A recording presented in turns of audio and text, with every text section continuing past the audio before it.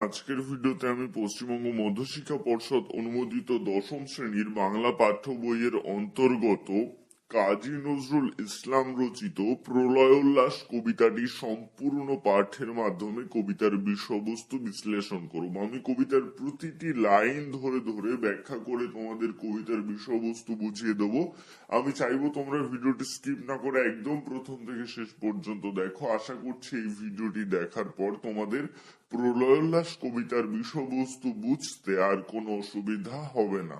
দেখো, প্রলয়োল্লাস কবিতাটি লিখেছেন কবি কাজী নজরুল ইসলাম। বিদ্রোহী কবি কাজী নজরুল ইসলাম বরাবর তার কবিতার মাধ্যমে অন্যায়ের বিরুদ্ধে, অবিচারের বিরুদ্ধে, কুসংস্কারের বিরুদ্ধে প্রতিবাদ করেছেন। সর্বোপরি প্রতিবাদ করেছেন ইংরেজ প্রশাসনের বিরুদ্ধে। কাজী নজরুলের কবিতা, গান চিরকাল বাঙালিকে উদ্দীপিত করেছে ভারতবর্ষের তরুণ প্রজন্মকে, ভারতবর্ষের স্বাধীনতাকামী বিপ্লবীদের। আলোচ্য প্রলয়োল্লাস কবিতাটিও তার ব্যতিক্রম নয়। আলোচ্য কবিতায় কবি স্বাধীনতাকামী ভারতবাসীকে উদ্দীপিত করেছেন ভারতবর্ষের বিপ্লবীদের। প্রথমেই আমি কবিতাটির সম্পূর্ণ বিষয়বস্তু সংক্ষেপে একটু আলোচনা করে নেব, তাহলে তোমাদের বিষয়টি বুঝতে আরো সুবিধা হবে। আলোচ্য কবিতার মাধ্যমে অশিক্ষা ও অন্ধবিশ্বাস নিমজ্জিত জরাজীর্ণ ভারতবর্ষের অন্ধকারময় স্থবির সমাজের ধ্বংস সাধনের উদ্দেশ্যে এবং ভারতবর্ষকে পরাধীনতার শৃঙ্খল মুক্ত করতে কবি মহেশ্বর বা দেবতা শিবের প্রলয় সৃষ্টিকারী বা ধ্বংসরূপকে আহ্বান করেছেন এবং স্বাধীনতাকামী ভারতবাসীকে বলেছেন মহাদেবের ধ্বংসাত্মক রূপকে জয়ধ্বনির মাধ্যমে স্বাগত জানাতে। এই ধ্বংসের পরেই সৃষ্টি হবে স্বাধীন ভারতবর্ষের। বলা বাহুল্য, দেবতা শিবের প্রলয় রূপের মোড়কে কবি আসলে ভারতবর্ষের তরুণ বিপ্লবীদের বুঝিয়েছেন। দেখো, আলোচ্য কবিতার নামকরণ কবি করেছেন প্রলয়োল্লাস। এই শব্দটিকে আমরা যদি ভাঙি হবে প্রলয় যুক্ত উল্লাস। প্রলয় শব্দের অর্থ হলো ধ্বংস বা লয়, আর উল্লাস শব্দের অর্থ হচ্ছে আনন্দ। তাহলে প্রলয়োল্লাস শব্দের অর্থ হবে ধ্বংসের আনন্দ বা ধ্বংসজনিত আনন্দ। কবি কিভাবে ধ্বংসের মধ্যে আনন্দ খুঁজে পাচ্ছেন? আসলে দেবাদিদেব মহাদেব বা রুদ্র দেবতার প্রলয়ঙ্কার রূপের মতোই তরুণ সমাজ ধ্বংসের মাধ্যমে সৃষ্টি করবে নতুন ভারতবর্ষের, স্বাধীন ভারতবর্ষের। এ কারণেই আশাবাদী কবি এই ধ্বংসের মধ্যে আনন্দ খুঁজে পাচ্ছেন। এবারে চলে আসবো মূল কবিতায়, তবে একটি তথ্য দিয়ে রাখি। প্রলয়োল্লাস কবিতাটি নেওয়া হয়েছে অগ্নিবীণা কাব্যগ্রন্থ থেকে। এটি তোমাদের শর্ট কোশ্চেন হিসেবে আসতে পারে, এটি অবশ্যই মাথায় রাখবে। কবি লিখেছেন, তোরা সব জয়ধ্বনি কর, ওই নূতনের কেতন ওড়ে কালবৈশাখীর ঝড়। জয়ধ্বনি শব্দের অর্থ হলো বিজয়ের উল্লাসে যে আওয়াজ করা হয়। তোমরা যখন কোনো খেলায় জিতে যাও, তোমরা তোমাদের আনন্দের বহিঃপ্রকাশের জন্য নানান ধরনের শব্দ করে থাকো। তো তোমরা আনন্দের বহিঃপ্রকাশের জন্য যে ধরনের আওয়াজ মুখ থেকে বার করো সেগুলোই হচ্ছে জয়ের ধ্বনি বা জয় সূচক ধ্বনি। তাই কবি এখানে বলছেন যে তোরা সব জয়ধ্বনি কর। তোরা বলতে কবি এখানে কাদের বুঝিয়েছেন? তোরা বলতে কবি এখানে বুঝিয়েছেন ভারতবর্ষের স্বাধীনতাকামী মানুষদের।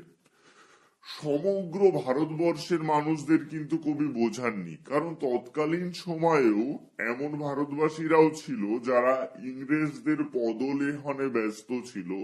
তারা কোনো রকমে নিজেদের আখের গোছাতে চেয়েছিল, নিজেদের স্বার্থ সিদ্ধি করতে চেয়েছিল। তারা চাইছিল না যে ভারতবর্ষ স্বাধীন হোক, তারা ইংরেজদের হয়েই কাজ করত। কবি কিন্তু তাদের কথা বোঝাননি। কবি বুঝিয়েছেন যারা স্বাধীন ভারতবর্ষ চায়, সেই সমস্ত স্বাধীনতাকামী ভারতবাসীদেরই কবি বুঝিয়েছেন তোরা শব্দের দ্বারা। তো কবি স্বাধীনতাকামী ভারতবাসীদের জয়ধ্বনি করতে বলছেন এবং কবি বলছেন ওই নূতনের কেতন ওড়ে কালবৈশাখীর ঝড়। এই লাইনটা একটু মন দিয়ে বুঝবে। ওই নূতনের কেতন ওড়ে, নূতন অর্থাৎ নতুন, কেতন শব্দের অর্থ হচ্ছে পতাকা, অর্থাৎ নতুন দিনের পতাকা উড়ছে। কিসে উড়ছে? কাল বৈশাখী ঝড়ে নতুন দিনের পতাকা উঠছে। কাল বৈশাখী ঝড় বলতে আমরা কি বুঝি? বৈশাখ মাসের বিকেলের দিকে আসা হঠাৎ ঝড়। এই কাল বৈশাখী ঝড়ের কিন্তু একটা আলাদা তাৎপর্য রয়েছে। বৈশাখ মাসে সূর্যের প্রখর দাবদাহে যখন সমাজ জীবন অতিষ্ঠ হয়ে ওঠে, তখন বৈশাখ মাসের বিকেলে হঠাৎ আসা ঝড় কিছুটা লণ্ডভণ্ড বা কিছুটা ধ্বংস সাধন করলেও সঙ্গে নিয়ে আসে শীতল বৃষ্টিধারা এবং সমাজ জীবনে কিছুক্ষণের স্বস্তি নেমে আসে এই কাল বৈশাখী ঝড়ের জন্যই। এই কারণেই কবি এই কাল বৈশাখী বা কাল বৈশাখী শব্দের এখানে ব্যবহার করছেন, যে এই ঝড়ের পরে বা এই ধ্বংসের পরে নেমে আসবে সমাজ জীবনে স্বস্তি। এ কারণেই কবি বলছেন যে এই কাল বৈশাখী ঝড়ের হাওয়ায় নতুন দিনের পতাকা উড়ছে। কবি যেন ইঙ্গিত দিচ্ছেন যে এই ধ্বংস বা এই ঝড়ের পরেই আসছে নতুন দিন। এরপরে কবি লিখেছেন তোরা সব জয়ধ্বনি কর, তোরা সব জয়ধ্বনি কর, আসছে এবার অনাগত প্রলয় নেশার নৃত্য পাগল। আসছে এবার অনাগত। অনাগত শব্দের অর্থ হলো যা এখনো আসেনি, অর্থাৎ এবারে এমন কিছু আসছে যা আগে কখনো আসেনি। যে আসছে সে কেমন? সে হলো প্রলয় নেশার নৃত্য পাগল। প্রলয় অর্থাৎ সর্বনাশের নেশা বা ধ্বংসের নেশায় সে নৃত্য করে, সে পাগলের মতো ধ্বংসের নেশায় নৃত্য করে। তো এখানে আমরা বুঝতে পারছি যে কবি কাকে ইঙ্গিত করছেন? কবি দেবাদিদেব মহাদেব বা শিবের যে চণ্ড মূর্তি বা রুদ্র মূর্তি তাকেই ইঙ্গিত করছেন। সিন্ধু পারের সিংহদ্বারে ধমক হেনে ভাঙলো আগল। সিন্ধু পারের সিংহদ্বার, সিংহদ্বার শব্দের অর্থ হলো কোন রাজপ্রাসাদ বা বড় বাড়ির প্রধান ফটক বা প্রধান গেট। তো সিন্ধু পারের সিংহদ্বার কেন বলা হয়েছে এখানে? আমরা জানি যে পরাধীন ভারতবর্ষে যারা বিপ্লবীরা ছিল, যারা স্বাধীনতা আন্দোলনের সাথে যুক্ত ছিল, তাদেরকে ইংরেজরা আন্দামানের দ্বীপে আন্দামানের জেলখানায় বন্দি করে রাখতো। এ কারণে বলা হচ্ছে সিন্ধু পারের সিংহদ্বারে ধমক হেনে ভাঙলো আগল, অর্থাৎ যে অনাগত আসছে, অর্থাৎ যে কোনোদিনও আসেনি, যে ধ্বংসের নেশায় নৃত্য করে, যে পাগলের মতন নৃত্য করে ধ্বংসের নেশায়, সে এসে কি করবে? সে এসে সিন্ধু পারের যে সিংহদ্বার রয়েছে, অর্থাৎ আন্দামানের জেলখানার যে প্রধান দরজা রয়েছে, সেই দরজা ধমক হেনে সেই দরজার আগল ভাঙবে। ধমক শব্দের অর্থ হচ্ছে হুঙ্কার। হুঙ্কার দিয়ে সেই জেলখানার প্রধান দরজা খিল ভেঙে দেবে। মৃত্যু গহন অন্ধকূপে, মৃত্যু গহন অর্থাৎ মৃত্যুর মতো গভীর, অন্ধকূপে অর্থাৎ অন্ধকার গহ্বরে। তো এখানে মৃত্যুর মতো গভীর অন্ধকার গহ্বর বলতে কি বোঝানো হচ্ছে? মৃত্যুর মতো গভীর অন্ধকার গহ্বর বলতে বোঝানো হচ্ছে পরাধীন ভারতবর্ষকে। তো সেই মৃত্যুর মতো গভীর অন্ধকার গহ্বরে বা পরাধীন ভারতবর্ষে মহাকালের চণ্ডরূপে, মহাকাল শব্দের অর্থ হলো শিবের ধ্বংস মূর্তি এবং চণ্ডরূপ শব্দের অর্থ হলো ভয়ঙ্কর রূপ।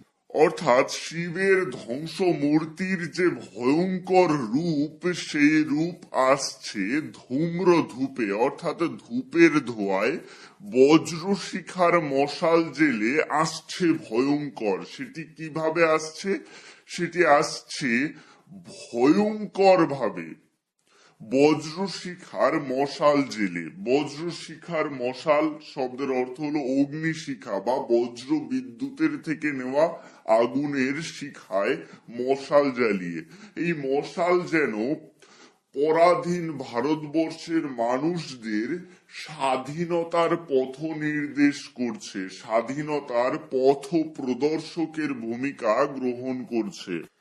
বলা বাহুল্য, এখানে চণ্ডরূপী শিবের ধ্বংসাত্মক মূর্তির রূপকে কবি আসলে ভারতবর্ষের বিপ্লবীদের বুঝিয়েছেন, যাদের আত্মবলিদানের মাধ্যমেই ভারতবর্ষ স্বাধীনতা লাভ করেছে।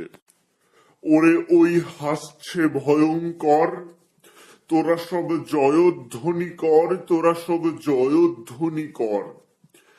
হাসছে ভয়ঙ্কর বলতে কবি বোঝাতে চেয়েছেন প্রলয়ের রূপধারী দেবতা শিব যেন ভয়ঙ্কর ভাবে হাসছে, যে হাসি দেখলে ইংরেজ প্রশাসনের পিলে চমকে যাবে, অর্থাৎ ইংরেজ প্রশাসন ভীত সন্ত্রস্ত হয়ে উঠবে।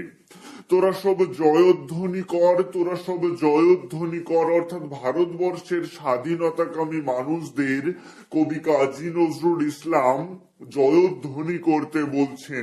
ঝামর তাহার কেশের দোলায়, ঝাপটা মেরে গগন দুলায়।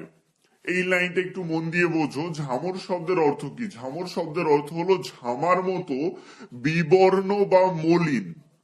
আমরা অনেকে কথায় কথায় বলে ফেলি যে মুখে ঝামা ঘষে দেব। সেই ঝামা বর্ণের কেশের দোলায়, কেশ শব্দের অর্থ হলো চুল। আমরা জানি যে দেবাদিদেব মহাদেবের চুল কুচকুচে কালো ছিল না, তার চুল ছিল জটা যুক্ত এবং সেই চুল ছিল ঝামার বর্ণের।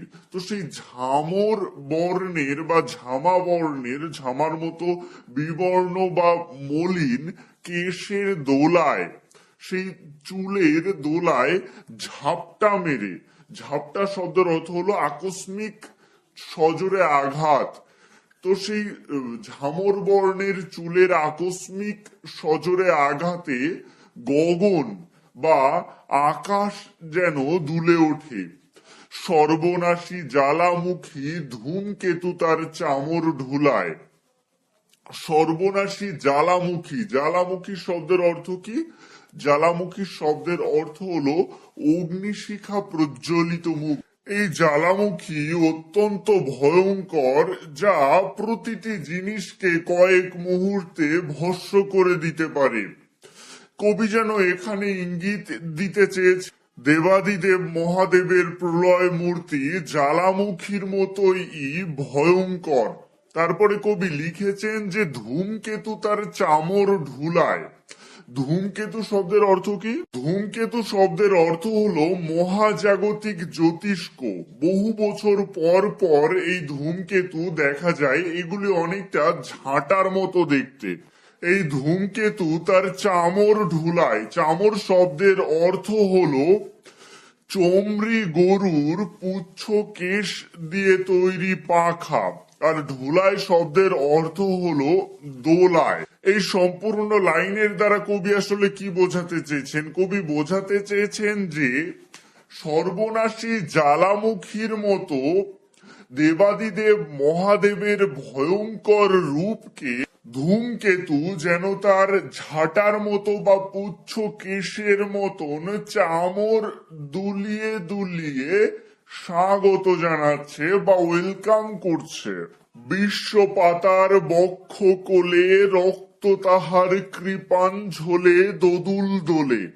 এখানে বিশ্ব পাতার বলতে বোঝানো হচ্ছে বিশ্ব পিতা বা সৃষ্টিকর্তা বা ঈশ্বরকে। তো সেই বিশ্ব পিতা বা ঈশ্বরের বক্ষ কোলে বা বুকের কাছে। রক্ত তাহার কৃপাঞ্জলে। কৃপান শব্দের অর্থ হলো তরবারি বা খড়গ, অর্থাৎ বিশ্ব পিতার বুকের কাছে রক্ত বর্ণের কৃপান বা তরবারি বা খড়গ ঝুলছে দোদুল দোলে, অর্থাৎ সেই খড়গ ক্রমাগত কাঁপছে বা দুলছে। অট্টরোলের হট্টগোলে স্তব্ধ চরাচর, ওরে ওই স্তব্ধ চরাচর, তোরা সব জয়ধ্বনি কর, তোরা সব জয়ধ্বনি কর। অট্টরোলের, অট্টরোল শব্দের অর্থ হচ্ছে অতি উচ্চ ধ্বনি বা কলরব।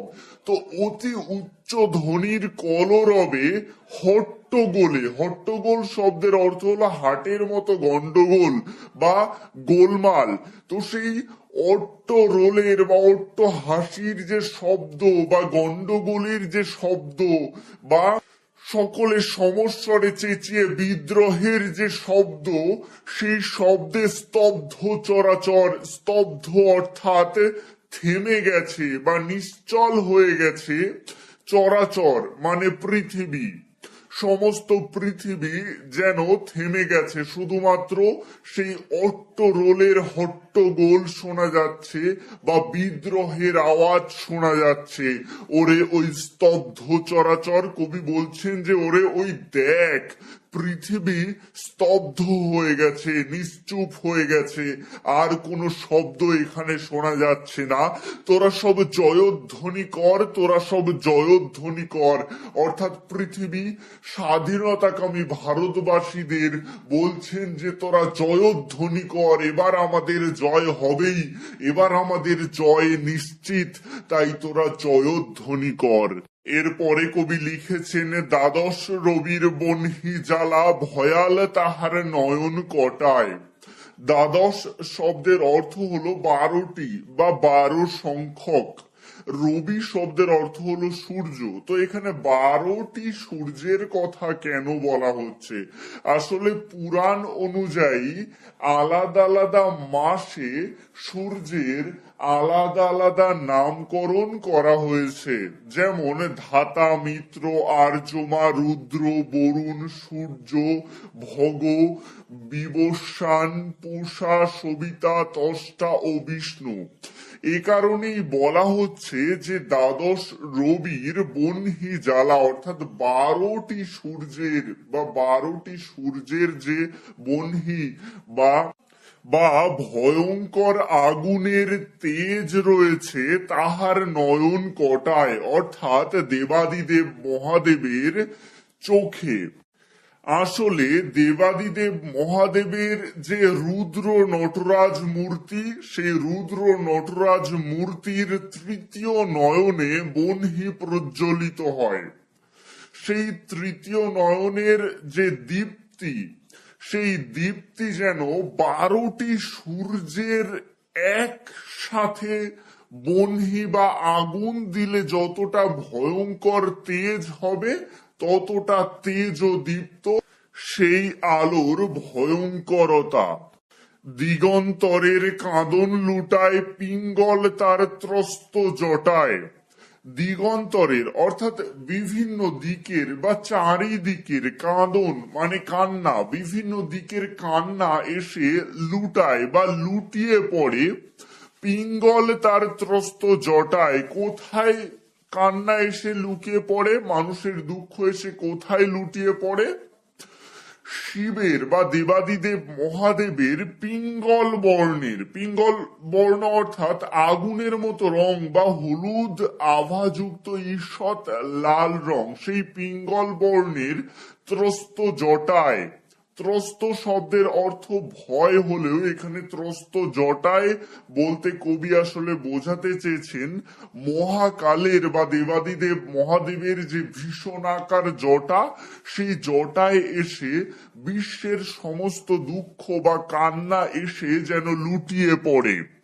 এরপরে কবি লিখেছেন, বিন্দু তাহার নয়ন জলে সপ্ত মহাসিন্ধু দোলে কপল তলে।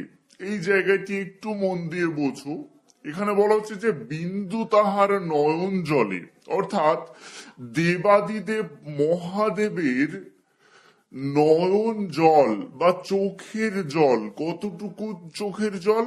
বিন্দু পরিমাণ চোখের জল। সেই বিন্দু পরিমাণ চোখের জলে যেন সপ্ত মহাসিন্ধুও দুলে উঠছে।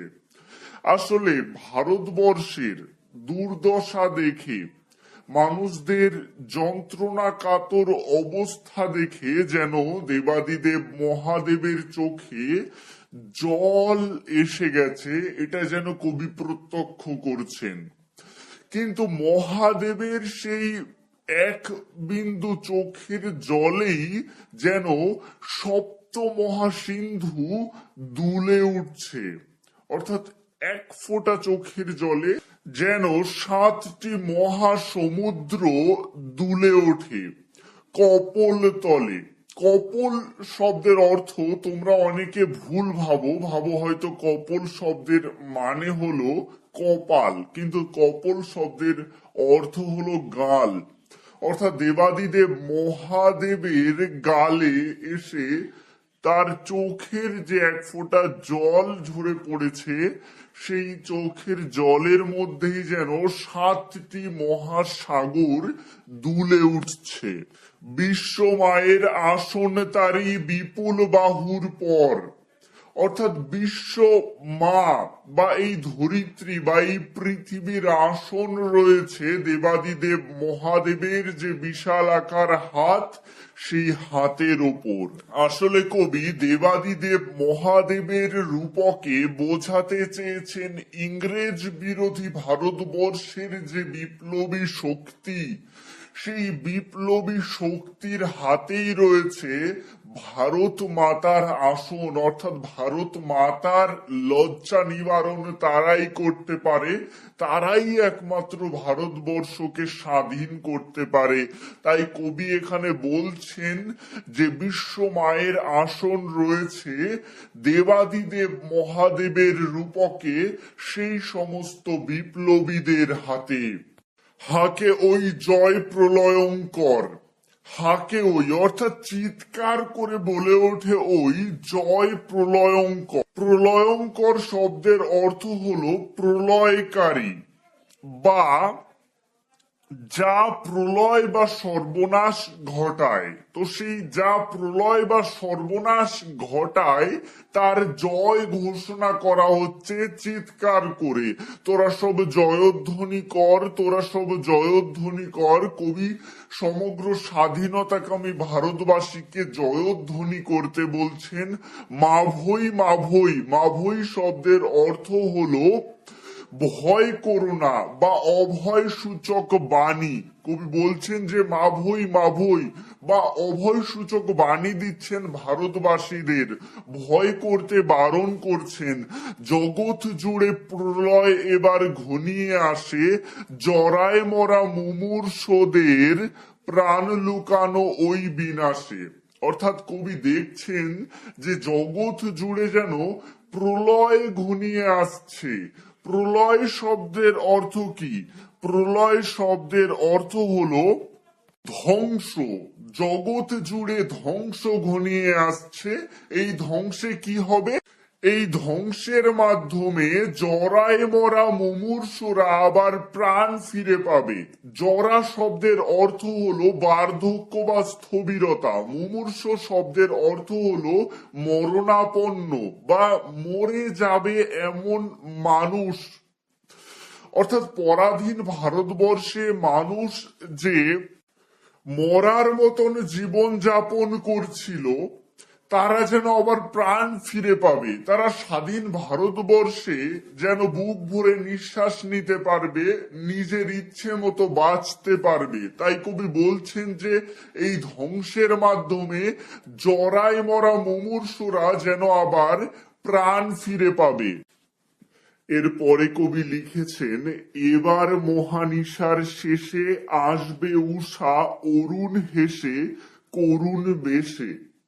মহানিশা শব্দের অর্থ হলো গভীর রাত্রি। তো কবি বলতে চাইছেন যে এবার এই গভীর রাত্রির অন্ধকার শেষ করে আসবে উষা। উষা শব্দের অর্থ হলো সূর্য ওঠার ঠিক আগের মুহূর্ত। তো আসবে উষা অরুণ হেসে। অরুণ শব্দের অর্থ হলো সূর্য। সূর্য হেসে আসবে করুণ বেশে। করুণ বেশে কেন বলা হচ্ছে?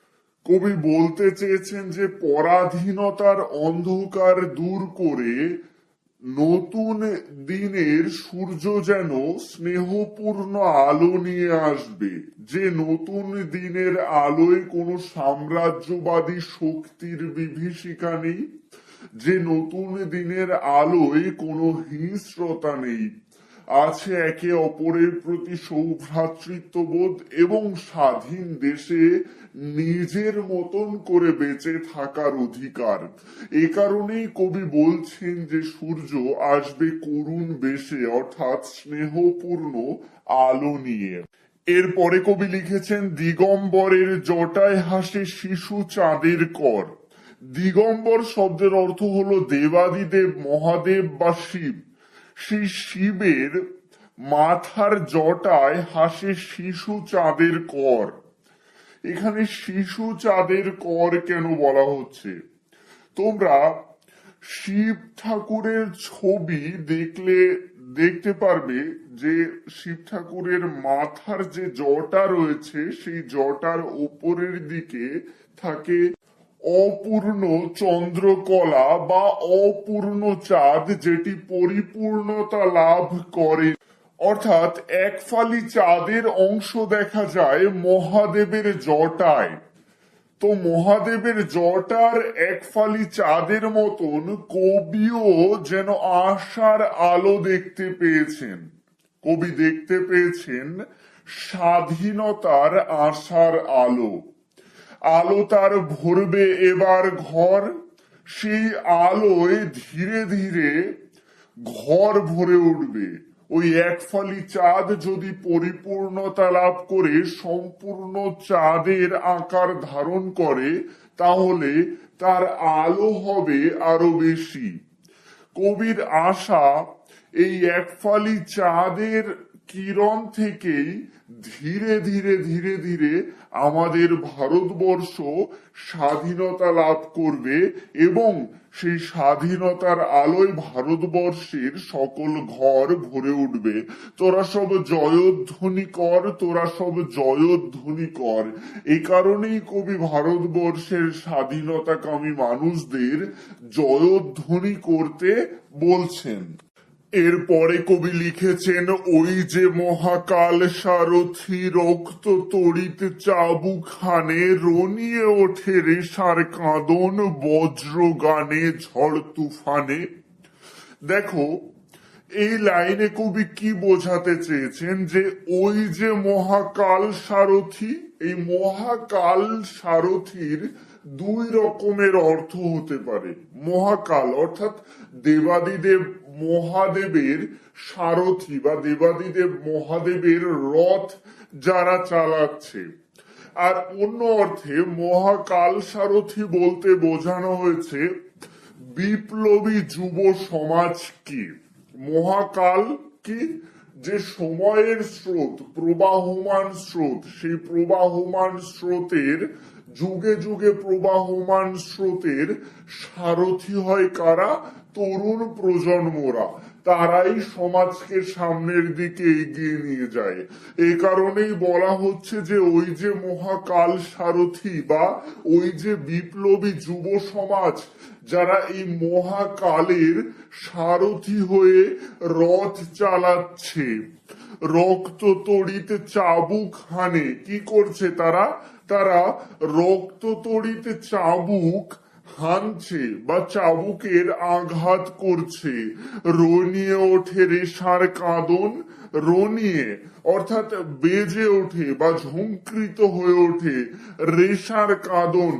রেশা শব্দের অর্থ হলো ঘোড়ার ডাক, এখানে যেহেতু ঘোড়ার গায়ে তড়িৎ চাবুক হানা হচ্ছে বা তড়িৎ চাবুকের আঘাত করা হচ্ছে, এ কারণে ঘোড়া চেঁচিয়ে কান্না করে উঠছে। ঘোড়ার গায়ে যখন চাবুকের আঘাত করা হয় তখন ঘোড়া সজোরে ডেকে ওঠে এবং আরো জোরে দৌড়াতে থাকে। এ কারণে বলা হচ্ছে রেশার কাঁদন বা ঘোড়ার আওয়াজ শোনা যায় এবং বজ্রগানে ঝড় তুফানের মতন প্রবল ঝড় বা প্রবল বন্যার যেমন গতিবেগ, তেমন গতিবেগে ঘোড়া আওয়াজ করে ছুটতে থাকে।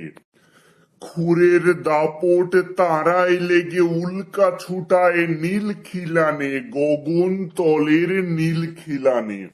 খুরের দাপট বলতে বোঝানো হচ্ছে মহাকালের রথের দ্রুতগামী ঘোড়ার খুরের জোরালো শব্দ।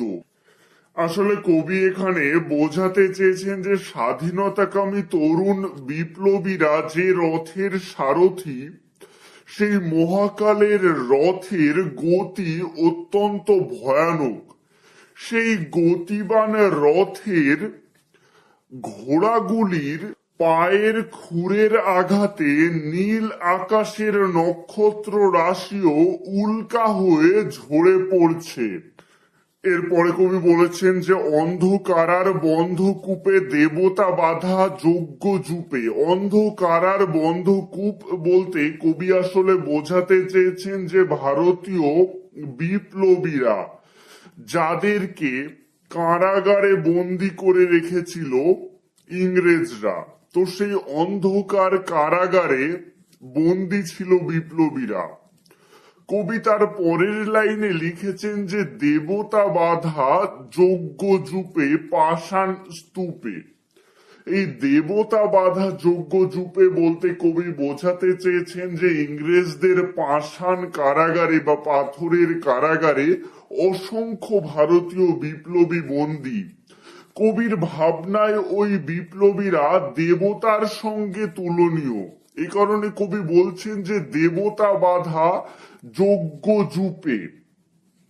তারা অন্ধকার কারাগারে বন্ধকূপে বন্দি থেকে যজ্ঞ জুপে বাধা রয়েছে। যজ্ঞ জুপ শব্দের অর্থ হলো যজ্ঞের বলির জন্য হাড়ি কাঠ। তো কবির ভাবনায় যেন এই ভারতীয় বিপ্লবীদের বলি দেওয়ার জন্য হাড়ি কাঠের কাছে বন্দি করে রেখেছে ইংরেজরা। এরপরে কবি লিখেছেন এই তোরে তার আসার সময় ওই রথ ঘর ঘর। অর্থাৎ এই রকম একটা মুহূর্তে যেখানে দেবতুল্য ভারতীয় বিপ্লবীদের বন্দি করে রাখা হয়েছে কারাগারে হাড়ি কাঠের কাছে, এমন অন্যায় কখনো ঈশ্বর মেনে নেবে না। তাই তো কবি আহ্বান করেছেন, কবি বলেছেন যে হ্যাঁ, এবার ঈশ্বরের আসার সময় হয়েছে, মহাকালের চণ্ডরূপী শিবের আসার সময় হয়েছে। ওই দেখ রথের চাকার শব্দ শোনা যাচ্ছে।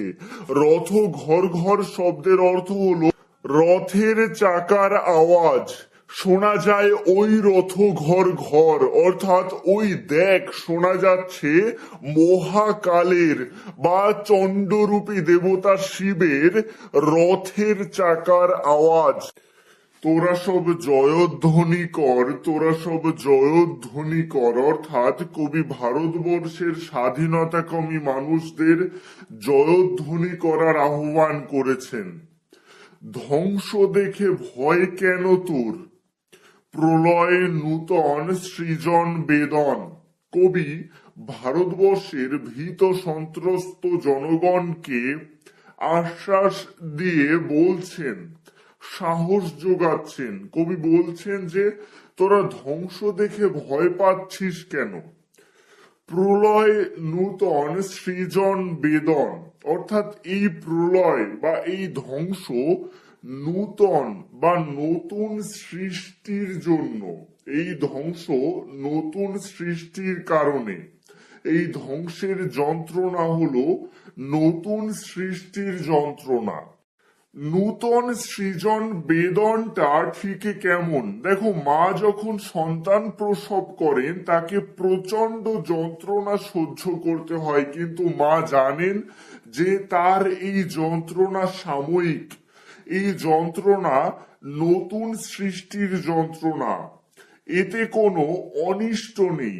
এ কারণে সেই যন্ত্রণার মধ্যে একটা পরিতৃপ্তি থাকে, একটা সুখের আভাস থাকে। তাই কবি বোঝাতে চেয়েছেন যে সাময়িক এই ধ্বংসের ফলে একটু কষ্ট হলেও এই ধ্বংসের মধ্যেই লুকিয়ে রয়েছে নতুন সৃষ্টির। এই ধ্বংসের পরেই ভারতবর্ষ পরাধীনতার শৃঙ্খল থেকে মুক্তি পাবে। এ কারণে কবি ভারতবাসীকে এই ধ্বংস লীলা বা এই বিদ্রোহ দেখে ভয় পেতে বারণ করেছেন। আসছে নবীন জীবনহারা অসুন্দরে করতে ছেদন, অর্থাৎ নবীনেরা আসছে, নব প্রজন্ম আসছে বা বিপ্লবীরা আসছে। তারা কি করতে আসছে?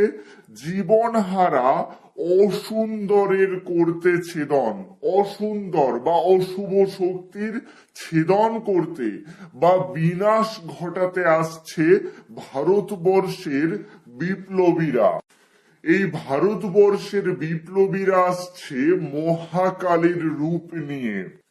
তাই সে এমন কেশে বেশে প্রলয় বয়েও আসছে হেসে, মধুর হেসে। অর্থাৎ ভারতবর্ষের তরুণ বিপ্লবীরা তারা তাদের সমস্ত সাজসজ্জা পরিত্যাগ করে যেমন আছে তেমন বেশেই এলো চুলে তারা যেন আসছে। তারা কেমন ভাবে আসছে? তারা হেসে আসছে, তারা মধুর হাসি হেসে আসছে। তারা ধ্বংসের মধ্যে নিজেদের আত্মসমর্পণ করতে চলেছে, এটা তারা জানে। অর্থাৎ তারা ভারতবর্ষের স্বাধীনতা সংগ্রামে ঝাঁপিয়ে পড়তে আসছে, সেখানে তাদের মৃত্যু ঘটতে পারে এটাও তারা জানে। তবুও তাদের মুখে রয়েছে মধুর হাসি, কারণ তারা জানে তাদের এই আত্মত্যাগের পরেই, তাদের এই আত্মবলিদানের পরেই ভারতবর্ষ অশিক্ষা, কুসংস্কার তথা পরাধীনতার শৃঙ্খল থেকে মুক্তি লাভ করবে। ভারতবর্ষের স্বাধীনতাকামী তরুণ বিপ্লবীরা জানে যে জীর্ণ পুরাতন ধ্বংস হলে তবেই নতুন সৃষ্টি সম্ভব। এ কারণে তারা প্রলয় বয়ে আসলেও বা ধ্বংসের সাথে আসলেও তাদের মুখে রয়েছে মধুর হাসি। ভেঙে আবার গড়তে জানে সে চির সুন্দর, অর্থাৎ যে সমস্ত কিছুকে ভেঙে আবার নতুন করে গড়তে জানে সে চির সুন্দর। অর্থাৎ নতুন কিছু সৃষ্টির মধ্যেই যেন লুকিয়ে রয়েছে সৌন্দর্য। আমরা জানি যে দেবাদিদেব মহাদেব একাধারে যেমন সৃষ্টি করে, আবার অন্যদিকে তিনি আবার চণ্ডরূপী ধ্বংসের দেবতা। তাই এখানে ইঙ্গিত দেওয়া হচ্ছে দেবাদিদেব মহাদেব যেমন সমস্ত কিছুকে ধ্বংস করে দিতে পারে, আবার তিনি নতুন করে পৃথিবীকে সৃষ্টিও করতে পারে। ঠিক তেমনি ভারতবর্ষের স্বাধীনতাকামী বিপ্লবীরা ইংরেজ প্রশাসনের ভিতকে ধ্বংস করে দিয়ে নতুন করে সৃষ্টি করবে ভারতবর্ষের, স্বাধীন ভারতবর্ষের। এরপরে কবি লিখেছেন, তোরা সব জয়ধ্বনি কর, তোরা সব জয়ধ্বনি কর। অর্থাৎ ভারতবর্ষের স্বাধীনতাকামী মানুষদের কবি জয়ধ্বনি করতে বলছেন। ওই ভাঙা গড়া খেলা যে তার কিসের তবে ডর।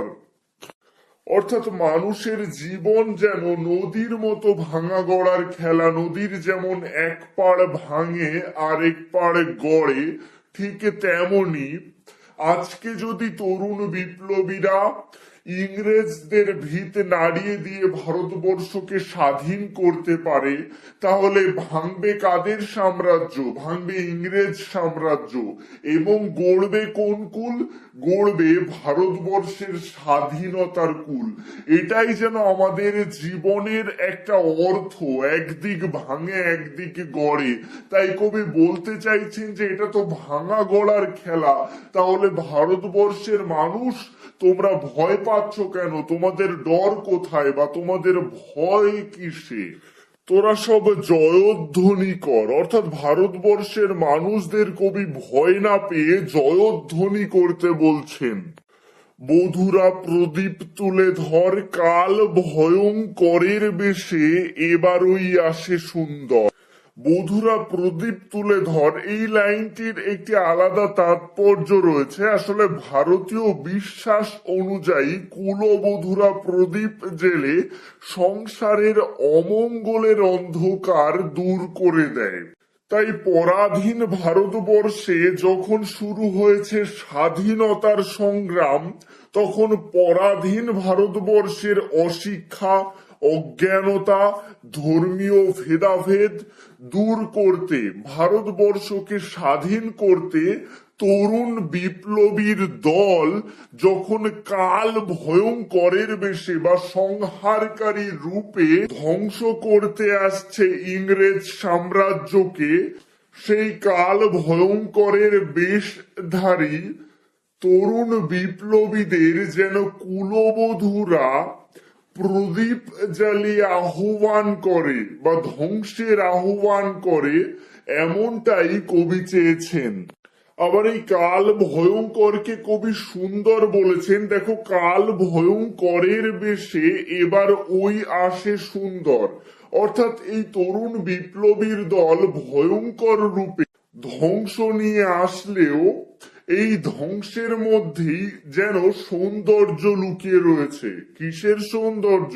লুকিয়ে রয়েছে নতুন সৃষ্টির সৌন্দর্য। এই কারণেই কবি এই কাল ভয়ঙ্করকে সুন্দর বলেছেন।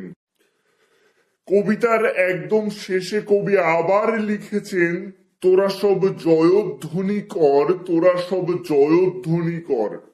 এই তোরা সব জয়ধ্বনি কর এই লাইনটি বারবার উল্লেখ করার কারণ হলো কবি জানেন যে এই যুদ্ধে বা এই সংগ্রামে ভারতবাসীর জয় হবে নিশ্চিত। এ কারণেই কবি ভারতবাসীকে জয়ধ্বনি করতে বলছেন বা জয় সূচক ধ্বনি করতে আহ্বান করছেন। কবিতার নামকরণের সাথে এই লাইনটি যেন অঙ্গাঙ্গী ভাবে জড়িত। প্রলয় উল্লাস বা ধ্বংসের উল্লাস, অর্থাৎ একাধারে কবি যেমন ধ্বংসের উল্লাসে মেতে উঠতে অনুপ্রেরণা দিয়েছেন, ঠিক তেমনি কবি ভারতবাসীকে বলছেন যে ভারতবাসীরা নিশ্চিত এই সংগ্রামে জয়লাভ করবেই। এ কারণেই ভারতবাসীরা যেন জয়ধ্বনি করে, ভারতবাসীরা যেন জয় সূচক ধ্বনির হুঙ্কার ছাড়ে, অর্থাৎ ভারতবর্ষ স্বাধীন হতে চলেছে। এটাই ছিল আলোচ্য কবিতাটির মূল বিষয়বস্তু।